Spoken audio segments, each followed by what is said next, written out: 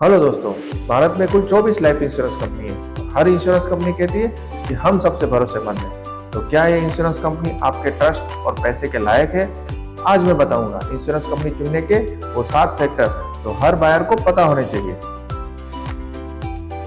Hello दोस्तों, मैं हूँ राजेंद्र सिंह जाडेजा और ये है इंश्योरेंस सिंप्लीफाइड एपिसोड नंबर 5। दोस्तों, पॉलिसी लेने से पहले सिर्फ प्रीमियम मत देखें, कंपनी की claim history, service quality, solvency और एक्चुअल पे आउट जरूर चेक करें।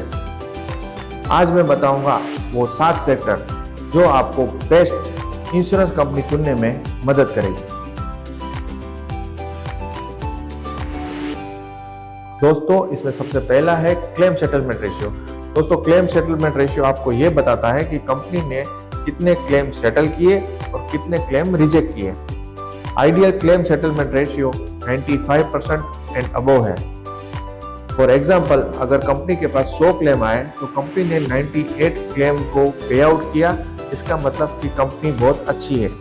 अगर क्लेम सेटलमेंट रेशियो 95% से कम है तो इसका मतलब है रेड फ्लैग। दोस्तों, इसमें दूसरा फैक्टर है क्लेम सेटलमेंट अमाउंट। दोस्तों, सिर्फ क्लेम सेटलमेंट रेशियो से काम नहीं चलेगा, आपको ये भी देखना होगा कि कंपनी ने कितना एवरेज क्लेम सेटलमेंट अमाउंट पे आउट किया है।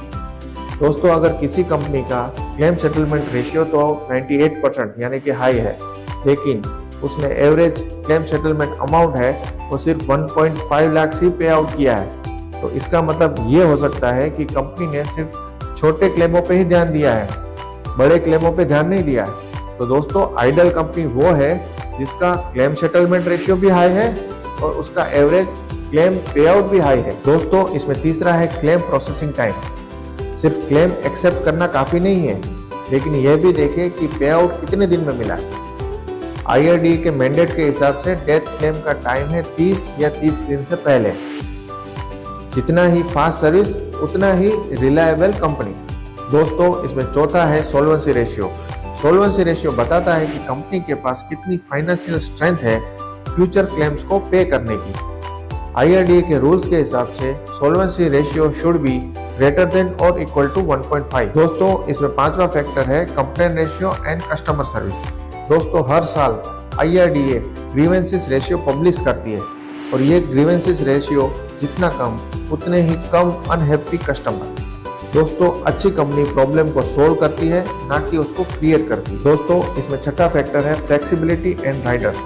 मल्टीपल राइडर्स यानी कि accidental, waiver, critical illness plan को फ्लेक्सिबिलिटी देते हैं। तो अच्छी कंपनियां राइडर्स और फ्लेक्सिबिलिटी रखती है अपने प्लान्स में, जिससे आप अपनी जरूरत के हिसाब से प्लान चुन सकते हैं। दोस्तों, इसमें सातवां फैक्टर है प्रीमियम वर्सेस वैल्यू।